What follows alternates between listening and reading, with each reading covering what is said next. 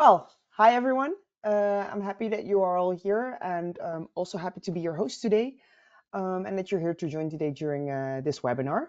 My name is Initia Cario Di Nomo. I know it's a whole lot, and my role within Spacewell is I'm a partner success manager, which means I'm responsible for partners of Spacewell, but I'm also in direct contact with their end clients, so I understand their needs and what is happening in the market. In today's session, I will tell you more about the topic ESG in the workplace and how to use data-backed decisions using real-time analysis, but also how to simplify workplace management with IoT solutions, how to eliminate inefficiency in space management, and how to overcome limited analytics capabilities. So that's a bit of an introduction on today's session. Let's look into what we're actually going to handle in the session of today. Here's a short agenda. There's a few topics that I want to discuss today. First of all, just start with the basics, obviously, and I'll explain to you what is ESG exactly, what are the pillars that are under there, and what does it mean. Secondly, I'm going to focus on ESG offices and workplaces. Then, how is ESG actually coming back in building design and management? As almost one of the last topics is the roles of smart sensors in ESG. And lastly, a bit of a recap, but also what we see in the future trends in the workplace, of course, focused on ESG.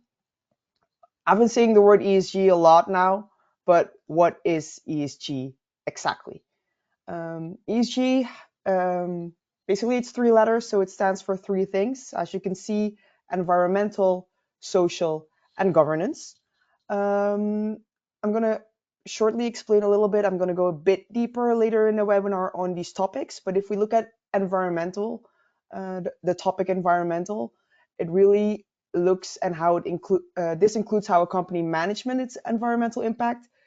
Think of carbon footprints, managing waste, using resources, and how can this translate to energy efficient buildings, for example, like recycling programs, sustainable sourcing. If we look at the pillar social, this aspect focuses on the company's relationships with, for example, the employees, but not only the employees, also the suppliers, the customers, and the communities where it operates.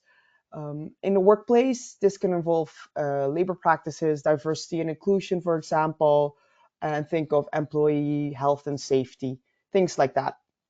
And then the last one, the G, is for governance. And this aspect really look into in the company's leadership.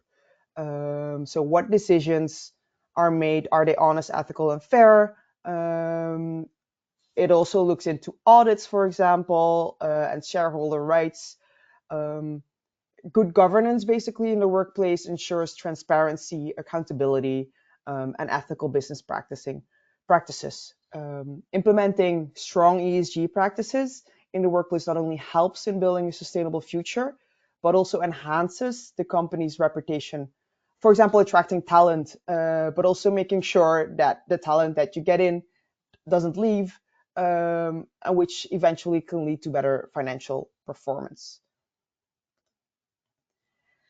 And it might look like that ESG is not really a key priority for most of the companies, but yeah, that's basically not true because according to research, for example, by the Harvard Business Review, which involved interviews with over 70 senior executives and 43 global institutional investing firms, ESG was almost universally top of mind for these executives.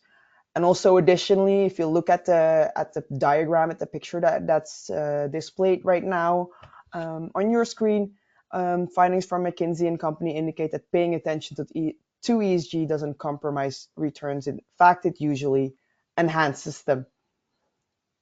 So we now know a bit what ESG is. I'm going to do a little bit of a deep dive of each of these topics. So I shortly explained what these are in overall, but if you look, for example, to environmental specifically, oh, I'm sorry, let's go back one bit. If you look at environmental specifically, what I said before, it really focuses on reducing on business environmental impact, which is a crucial factor of obviously in office design and in fit out. And you really look at the company's design and the location to its supply chain, for example, to operation, but also to its products and services. This, of course, has been a big topic on the agenda,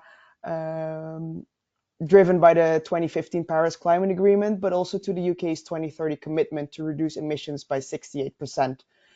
So there's a big focus on this aspect. And currently, buildings contribute about 40% of the UK carbon emissions. So you can understand how workplaces and buildings and our environmental impact is really connected to each other. And to achieve those net zero emissions, it's really essential to address both operational carbon, which is emissions from building use, and embodied carbon, which is emissions from the building process and materials.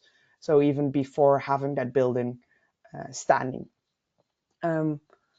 Looking a bit deeper into environmental aspect, there's like four main topics within environmental, which is obviously energy efficiency. Think about like how to use heating, lighting, cooling system in an efficient way, how to incorporate, for example, renewable energy. But it also can leverage EMS, which is an energy management system, like our product Spacewell Energy, to analyze the workplace energy usage and consumption in real time. So direct anomalies, for example, and optimize the overall energy consumption.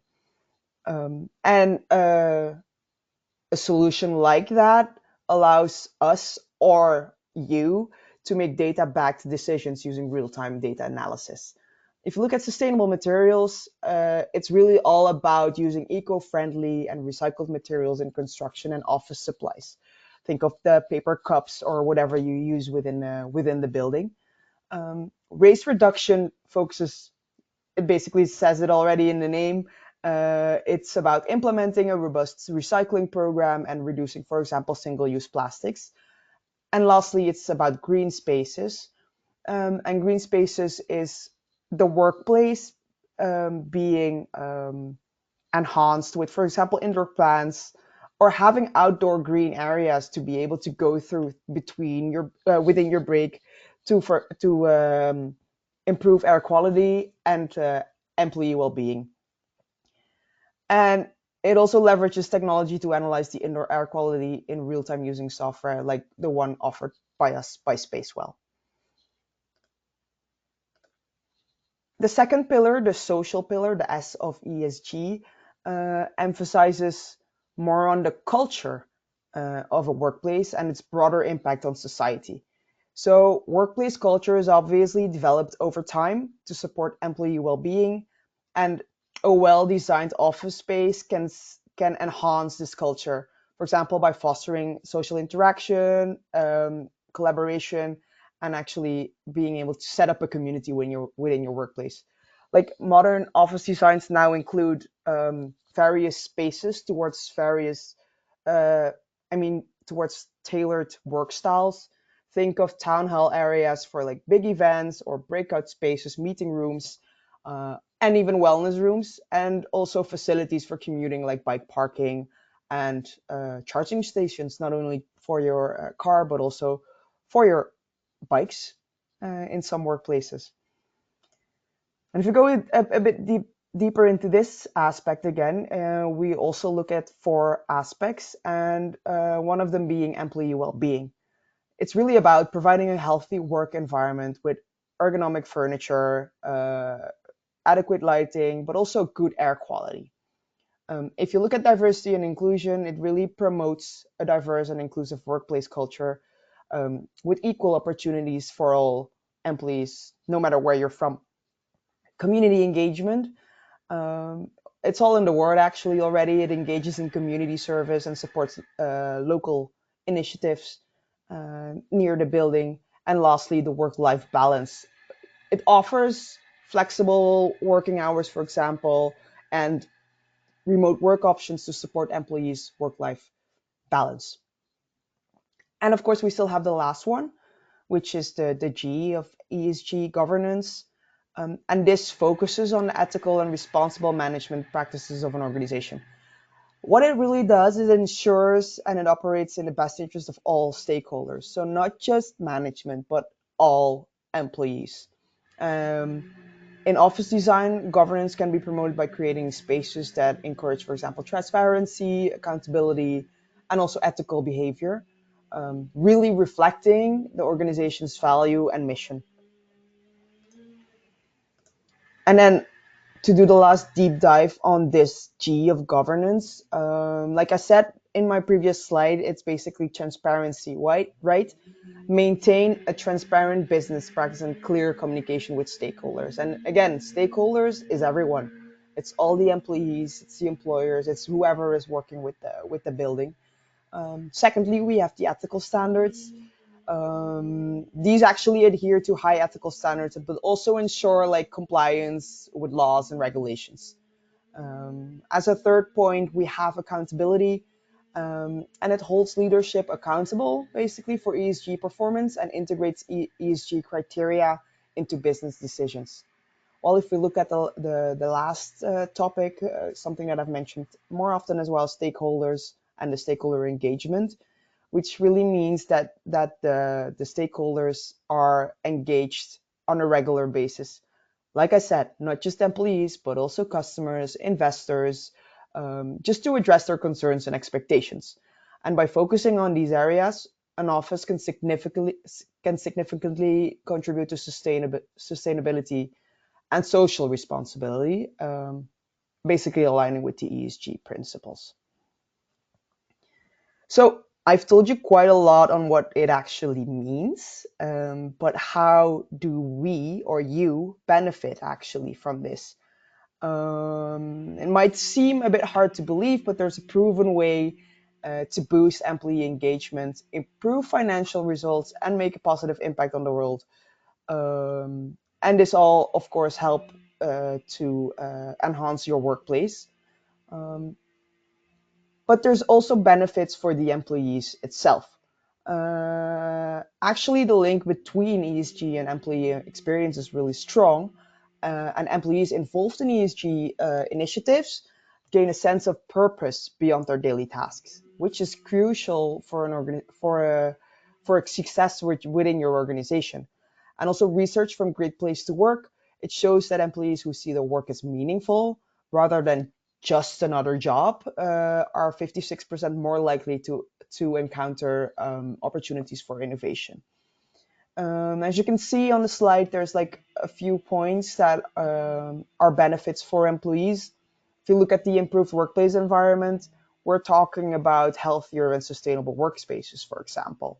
Like I said before, improve air quality, natural lighting, but also overall workplace comfort, leading to a better physical and mental health for employees.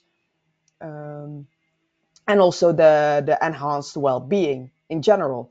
So having flexible work arrangements, for example, that really supports mental health, which contribute to higher employee satisfaction. Secondly, also already said in my first point, increase engagement and job satisfaction. Doing meaningful work, employees feel more engaged, knowing their work contributes to like a positive environmental and social outcome. And also the sense of purpose. Um, yeah, you want to have a purpose, and companies with strong ESG commitments often attract employees who align with these values, which give a deeper sense of purpose and fulfillment in the roles of the employees. Better work-life balance. I said that before in the social aspect as well. Think of flexible working arrangement, um, but also like supportive policies like diversity and inclusion, or parental supportive parental leave, for example, and really having that work-life integration. As a fourth point, think of the career development and the learning opportunities. As ESG-focused companies often invest in employee development, often training and education on sustainable practices, ethical business conduct, and other relevant skills are given uh, within the workspace, and also the growth opportunities. As ESG principles gain prominence, employees may find more opportunities for career advancement in sustainability focused roles, for example. And lastly, the job security and stability. There's two things about that. One is the ethical governance. So strong governance um, really ensures that companies are well managed, reducing risk of scandals or, for example, financial instability that could threaten jobs. And secondly, the long-term sustainability. Companies committed to ESG principles are more likely to focus on long-term success, which can lead to greater job security for employees. We've been talking about the employees and what their benefits are, and obviously there's also the benefits for the employers. Mentioned before as well, attracting and retaining talent, for example, that's a really important one. Um, Companies with strong ESG commitments often stand out as a desirable employer, for example, so you really want to stay there. And they attract top talent who are increasingly looking for ethical and sustainable workplaces. And also, on top of that, you have the positive work culture and alignment with employees, also value leads to higher job satisfaction and lower turnover rates within the company. So people stay longer, people like to stay longer. Secondly, the enhanced reputation and brand loyalty. Um, if a company focuses on ESG, those companies are seen as responsible and ethical, which can enhance their reputation with customers, investors, but also the brand image in general. And also, customers are also more likely to support companies that demonstrate a commitment to social and environmental responsibility, leading to stronger customer relationship and brand loyalty, and even leading to less churn and more customers. Um, and within that, also higher sales. If you look at the third point, the financial performance and risk management, um, it's basically about operational efficiency. Um, Environmental practices such as energy efficiency or waste reduction can really lower operational costs and improve profitability. And to maintain effective ESG programs, companies really need to monitor key metrics. Think of energy consumption, raw material usage, and waste treatment. So, how these things are done within a company really um, could affect the financial performance and can lead to reduced energy costs, for example, and overall savings.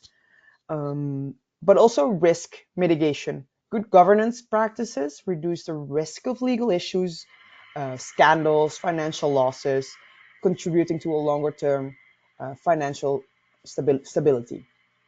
Um, then, if we look at compliance and investor confidence, the regularity requirements, for example, adopting ESG principles really helps companies to stay ahead of the changes related to environmental and social issues, reducing the risk of non-compliance penalties. Um, and investors are increasingly considering ESG factors while they're making their investment decisions.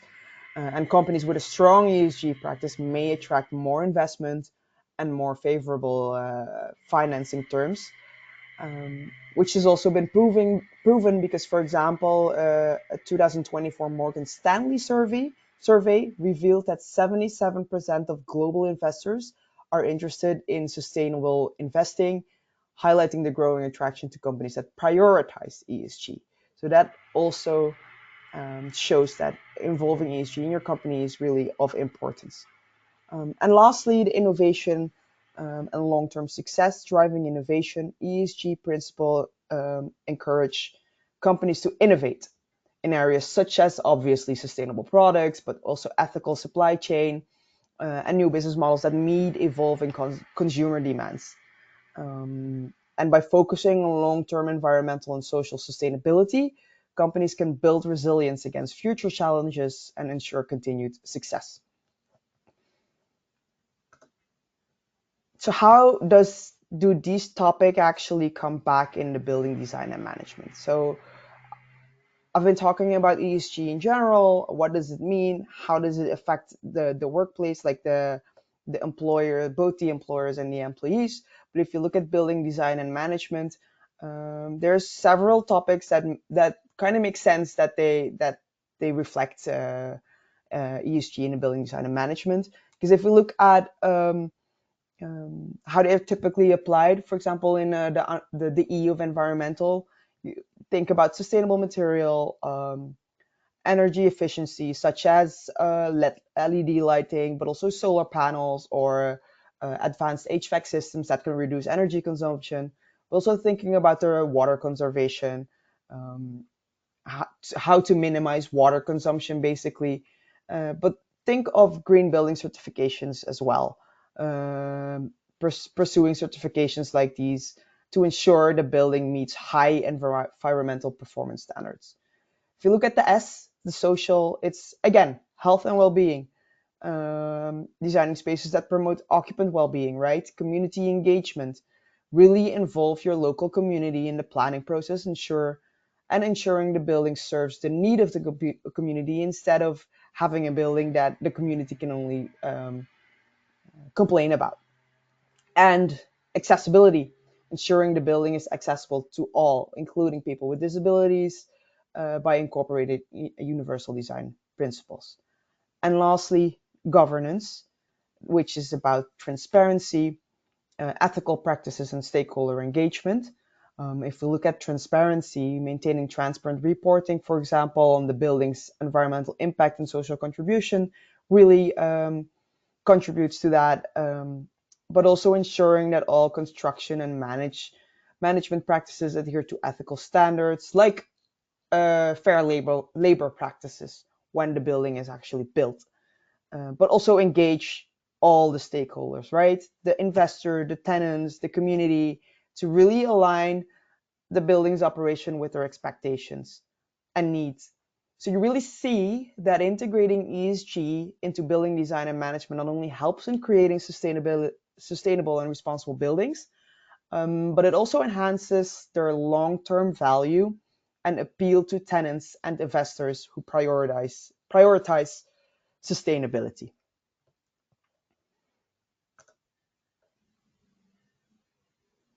So smart sensors, it's something you probably have heard about and not uncommon to people working in prop tech, but how we see them more and more in the workspace. But what's their role in ESG?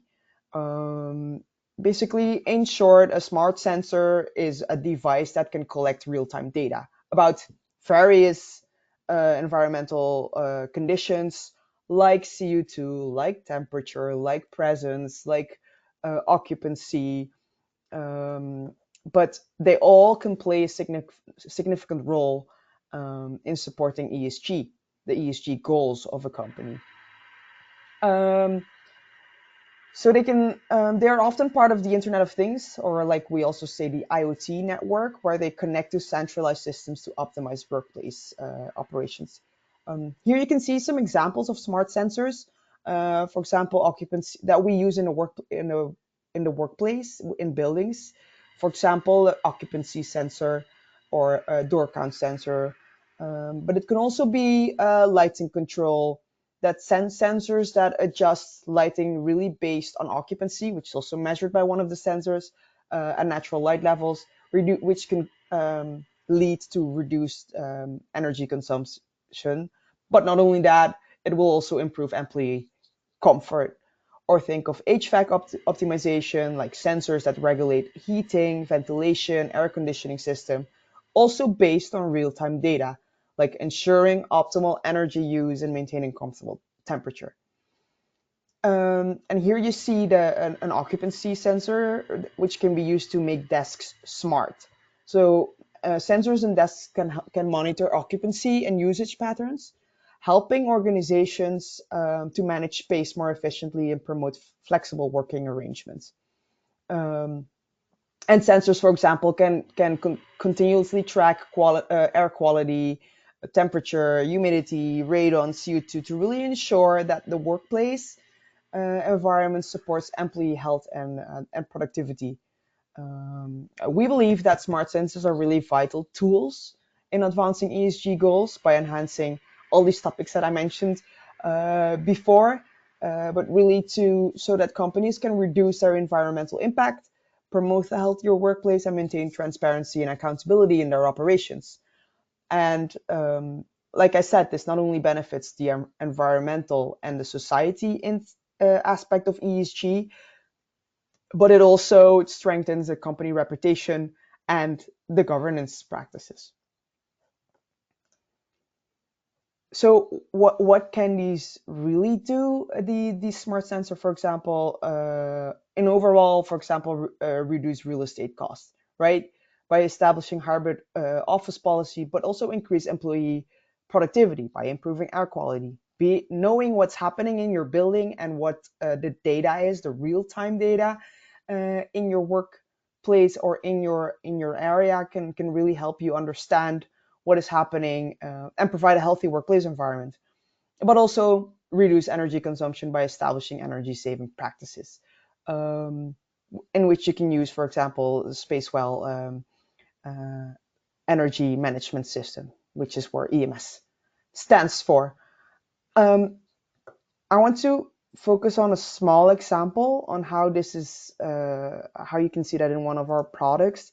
Basically, with your with the data you have from the occupancy sensors, you can simulate your space saving opportunities. So using occupancy data from sensors, we have we can make a dashboard available, which is called the opportunity simulator dashboard. And what it does, it simulates optimization scenarios, and dynamically calculates space saving. So how is the space used? How can we change the space to the employer's need? So again, improving employee satisfaction, people wanting to come to work, and it also provides you the insights you need to effectively reduce your office footprint and improve the space mix. For example, changing desks, like actual work desk, into lounge areas, enhancing team meetings, for example. An example, one of our clients in Germany, they have 66 sites in the whole of Germany and like almost 58,000 employees uh, covering whole Germany. They started with our solution during COVID, and their goal basically then was to ensure to have um, a safe space for for the employees. But eventually their goal transformed while using our solution. So what they noticed basically is that 50% of the space that they have was hardly used. They implemented our solution in only 15 of the 66 buildings. Sorry, so 15 of the 66 buildings. But they noticed, due to real-time data, that only 50%, well, hardly 50% of this available space was used. So what they did is they closed down 9 buildings. They called it, let's put them on winter mode. So we can save energy, we can reduce service costs like cleaning and all those kind of things, because we're not using that part of the building. This was after COVID, by the way. It's not during. So they could save on that as well. And what is interesting is they actually gave part of they gave part back to the employees, part of the costs that were actually saved.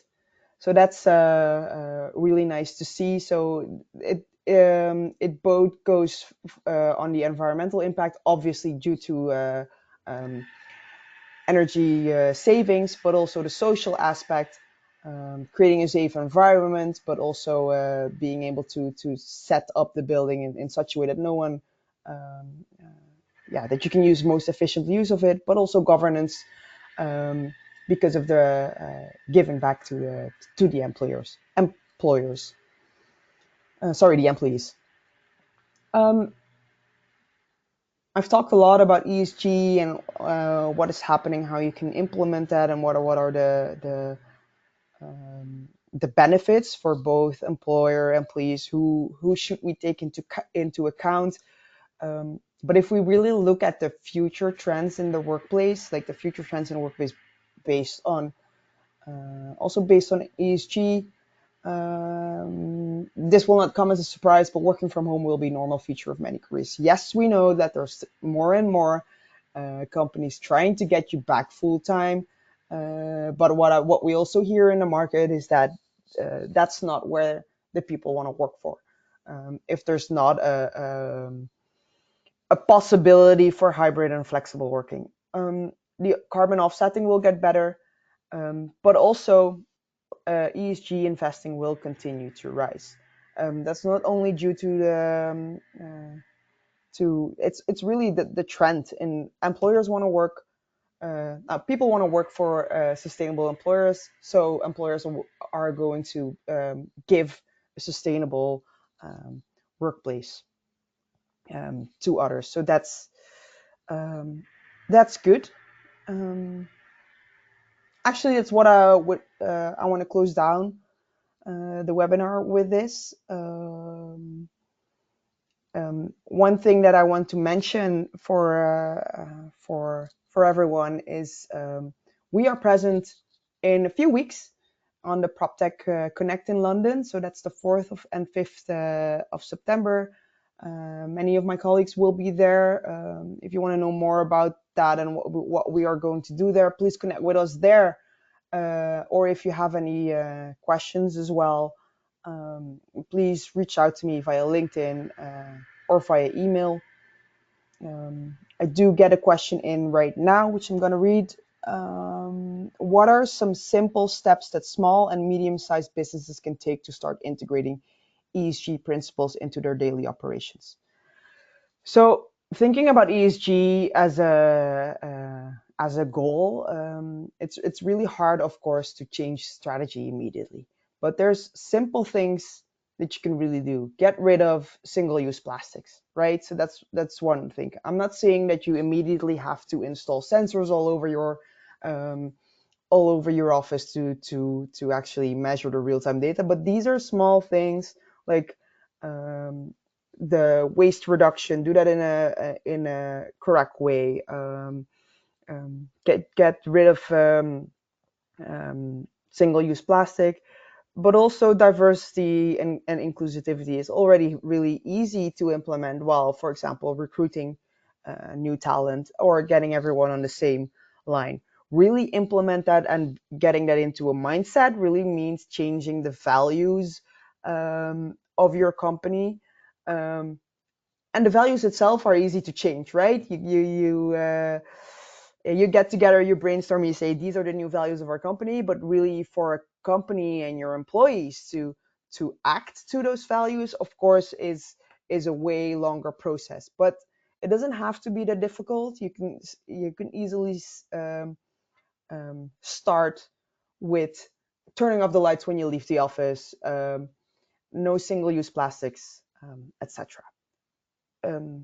Given the time, I really want to thank you for being here. Like I said before, I won't be at the PropTech Connect myself, but colleagues from I will. So please, if you want to know more about us, connect in London with us. But also, please feel free to connect with me via my email or LinkedIn.